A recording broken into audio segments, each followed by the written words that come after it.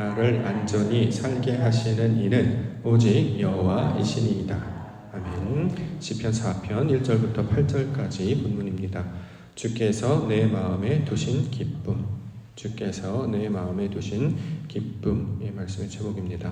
7절에 나와 있습니다.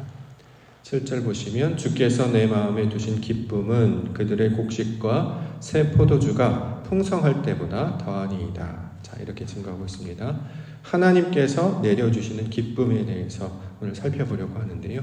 자, 하나님이 주신 기쁨이라고 하는 것은 물질적인 어떤 풍요 또는 육신적인 만족에서 오는 것이 아님을 성경을 통해서 우리가 알 수 있습니다.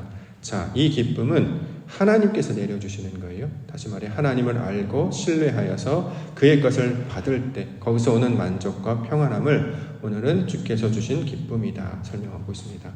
전도서 3장 11절 말씀을 보면 하나님이 모든 것을 지으시되 때를 따라 아름답게 하셨고 또 사람들에게는 영원을 사모하는 마음을 주셨다.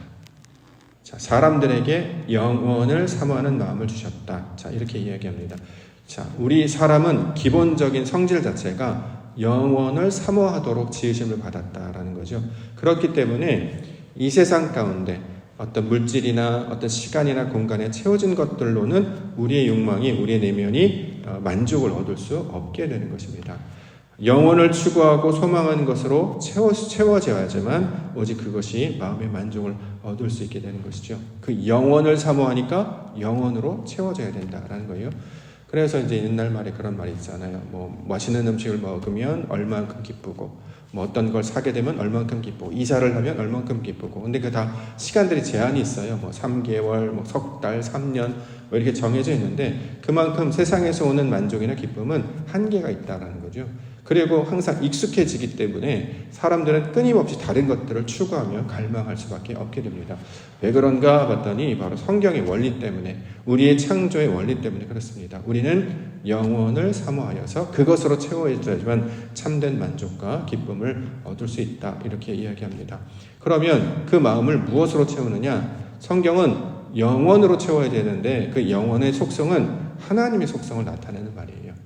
하나님은 영원의 하나님 또는 영원하신 하나님. 우리가 이제 보통 찬양할 때 영원하신 하나님 이렇게 표현을 하는데 그렇게 형용사처럼 이렇게 앞에 말 꾸며주는 말로 설명합니다만 하나님이라는 속성 자체가 영원이다 이런 뜻입니다.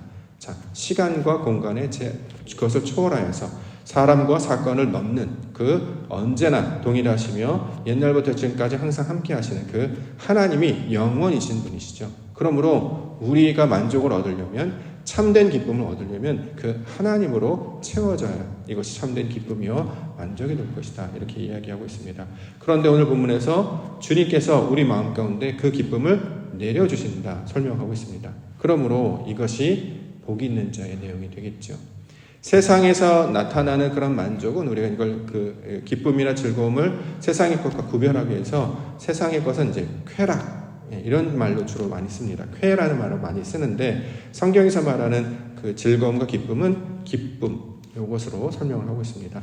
하나님께서 채워주시는 기쁨, 자 이것으로 복 있는 자의 모습으로 설명하고 있기 때문에 그 주님께서 우리 심령 가운데 채워주시는 기쁨을 맛보심으로 말미암아 하나님의 복을 누리며 살아가시는 우리 성도와 교회가 되기를 소망합니다. 자, 한 구절씩 보겠습니다. 1절 말씀.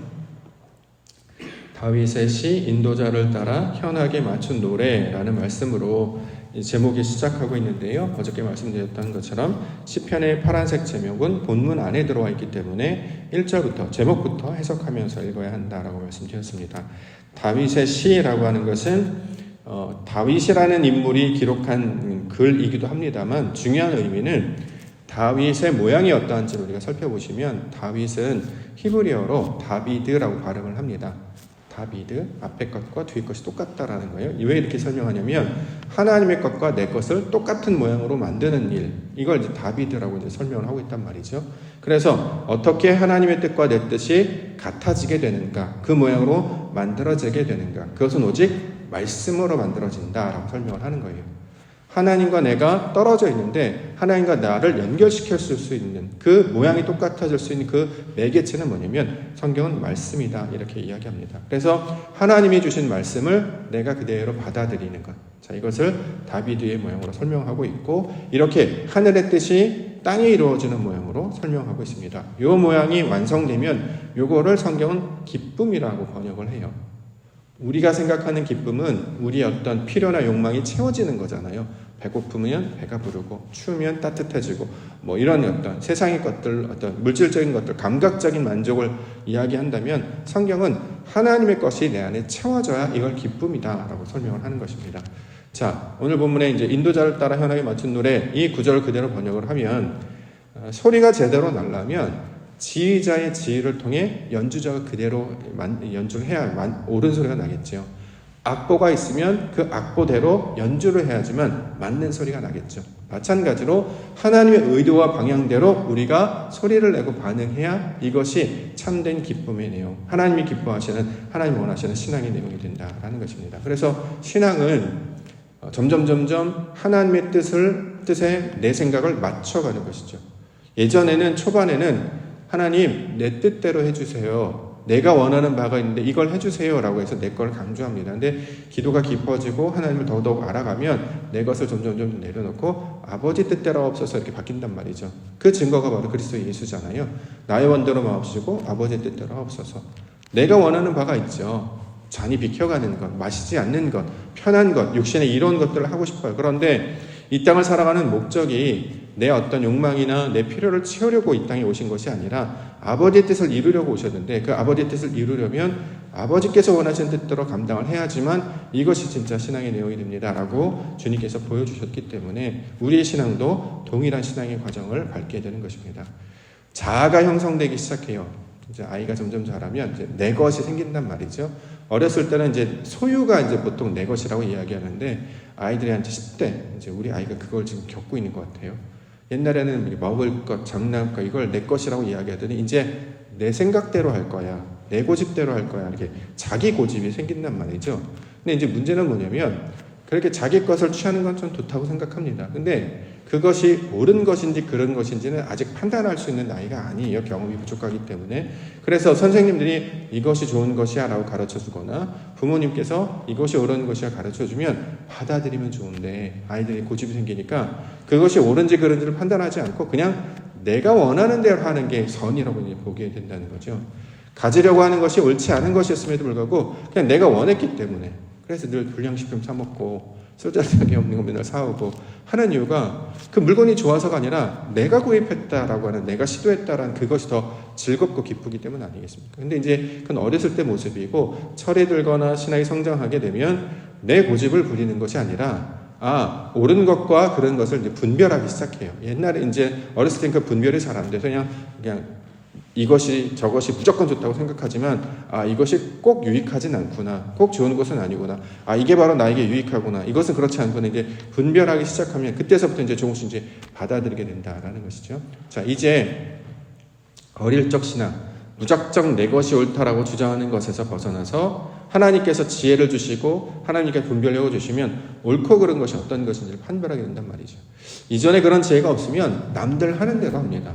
남들이 그러는데 이게 그렇대, 저게 그렇대, 저게 좋대 이렇게 하다가 이제 하나님께서 기뻐하신 기준을 잡는 자들은 하나님께서 기뻐하시는가, 이것이 믿음 가운데 신앙 가운데 유익한가를 이제 분별하게 된다라는 것이죠. 자, 이렇게 그것들로 바꿔져서 하나님이 원하시는 것들로 채워지게 되면 참된 만족과 기쁨을 얻게 됩니다. 자, 이 과정을 통해서 기쁨, 하나님께서 내게 주신 기쁨을 맛보는 자로 계속해서 설명하고 있습니다. 자, 이처럼 예전에는 내 생각과 내 고집을 이루려고 하는, 관철시키려고 하는, 주장하는 것으로 이것으로 만족을 얻었다면 이제 하나님이 베풀어 주시는 것들을 통해서 이것을 만족을 얻고 기쁨을 얻는 것. 자, 이것을 시편에서는 복 있는 자의 내용으로 설명하고 있는 것이죠.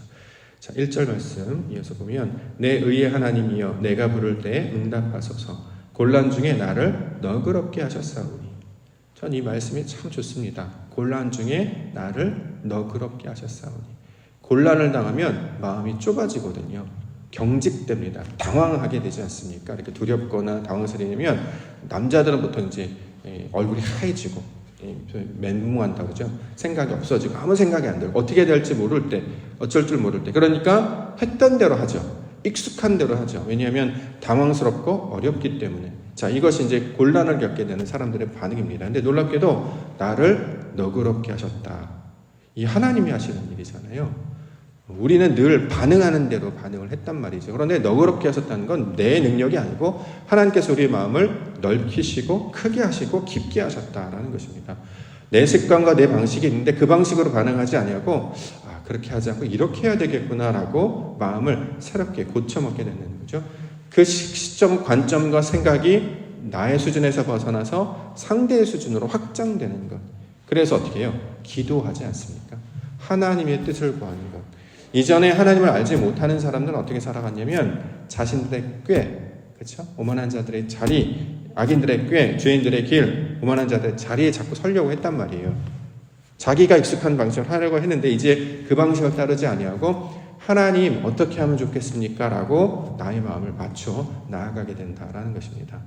자, 이처럼 하나님께서 택하신 방법, 우리에게 복 있는 자가 되게 하시는 것은 내 방법만 있어 이게 아니라 하나님께서 길을 여시고 또 다른 방법을 우리에게 알려주실 수도 있겠다라고 생각하면서 기도하는 자가 되게 하시는 일, 이게 성경에서는 복 있는 자의 모습이고 실제로는 여기서 우리가 만족을 얻어야 됩니다. 놀랍게도 하나님께서 기쁨을 얻게 하셨다는 것은 하나님의 마음을 품게 하셨네.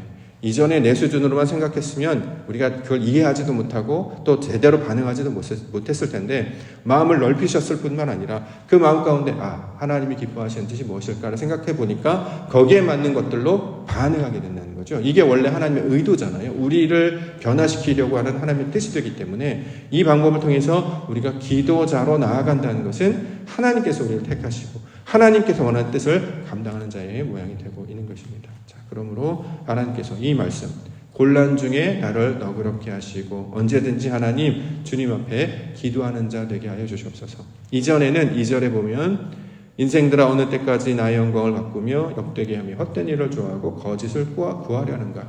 예전에 이렇게 우리가 살았죠. 자, 나의 영광을, 하나님의 영광을 구하기보다 나를 드러내려고 하는 나의 영광을 구했고 욕되게 하며 하나님을 욕되게 했고 헛된 일, 내용은 없고 말만 있는 거, 형식만 있는 거, 거짓, 채워지지 아니하는, 그렇죠. 마음은 숱하게 먹고 말은 하지만 실제로 살아내는 것은 하나도 없는 비어있는 상태였다라는 것이죠. 그런데 하나님께서 우리 가운데 그 헛된 걸음으로 나아가지 않고 주님께서 기뻐하시는 것이 어떤 것인지를 알게 하시기 때문에 그 모양대로 나아가는 것을 하나님께서 우리 가운데 복된 자로 설명하고 있습니다. 자, 마지막으로는 8절로 보겠습니다. 내가 평안히 눕고 자기도 하리니 나를 안전히 살게 하시는 이는 오직 여호와이시다. 평안히 눕고 잔다. 이게 은혜로운 말이잖아요. 평안히 눕고 잔다. 다음날 깰 것을 기대하는 거죠. 다음날 일어날 수도 있고 안 일어날 수도 있다 그러면 아무도 잠을 청할 수 없을 것입니다. 또 잠자는 사이에 어떤 일이 벌어질 수도 있잖아요. 그렇기 때문에 이 평안히 눕고 잔다라고 하는 것은 이 소위 말하는 복을 누리는 자들에게 대표적인 특징입니다. 그렇죠? 아무 근심과 염려하지 아니하고 내가 감당하지 아니하고 하나님께서 우리를 지켜주실 것을 확신하며 나아가는 것.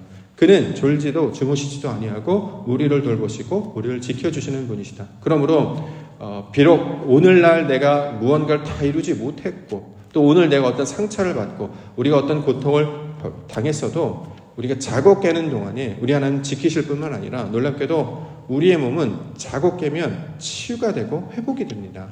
그래서 성경에서는 이 밤이라는 개념을 치유가 되고 회복이 되는 과정으로 설명을 해요.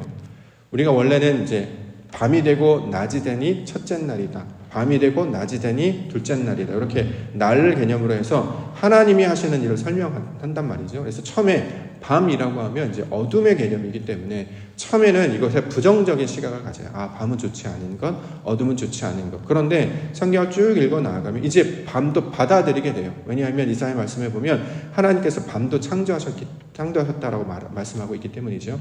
그래서 이 밤은 놀랍게도 두렵고 공포스러운 그런 기간이 아니라 우리가 편히 쉬는 시간 또는 그 시간을 통해서 치유가 되고 회복하는 시간을 밤의 개념으로 설명합니다. 그래서 밤이 되면 다음날 이제 영광의 빛이 이제 비춰지게 된다는 거죠. 그래서 더 이상 사람들은 밤을 두려워하지 않게 된다는 말이에요. 왜요? 주님께서 나와 함께 하심을 보고 있기 때문에. 눈앞에 보이는 것은 아무것도 없지만 깜깜하지만 실제로는 하나님께서 안 계신 게 아니잖아요. 내 눈앞에 안 보인다고 해도 주님께서 우리와 함께 하심이 그것이 거절되는 게 아니란 말이죠. 자, 이것을 이제 알게 되기 때문에 사람들이 이제 밤을 맞이해서도 두려워하지 않게 된다는 거죠. 그래서 주님께서 나와 함께 하심을 알고 있기 때문에. 그래서 우리가 밤에 잠잘 때 이제 불을 끄고 자면 아이들이 뭐 엄마, 아빠 이렇게 부르면 괜찮아, 옆에 있어. 그 내용과 똑같은 거예요.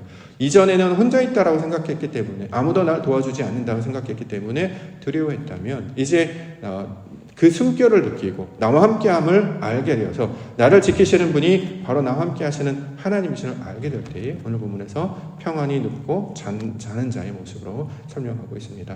이 모양으로 우리를 만들어 가시는 것을 기쁨의 내용으로 복 있는 내용으로 설명하고 있는 것입니다. 오늘도 주님께서 우리와 함께 하시고 우리의 길을 인도해 주실 줄 믿습니다. 우리가 해야 될 것은 그를 신뢰하는 것이죠. 내 뜻대로 하지 아니하고 아버지 뜻대로 하는 것. 하나님 하시는 그것을 찬찬히 나아가고 그것이 설령 내 고집대로 내 것을 꼭 해야 돼, 내가 꼭 맞아 이게 아니라 하나님께서 보여주신 걸 받아들이기만 하는 것. 이것이 우리에게 원하시는 하나님의 그 온전한 모습이 될 것입니다. 저와 여러분들을 그렇게 우리를 만지시고 인도해 가실 줄 믿습니다. 그 하나님을 신뢰하시며 오늘도 주님과 동행하심으로 우리 심령 가운데 베풀어 주신 그 기쁨 이것을 만족으로 느끼시며 살아가시는 우리 믿음의 한 날 되시기를 주의 이름으로 축원합니다. 기도하겠습니다.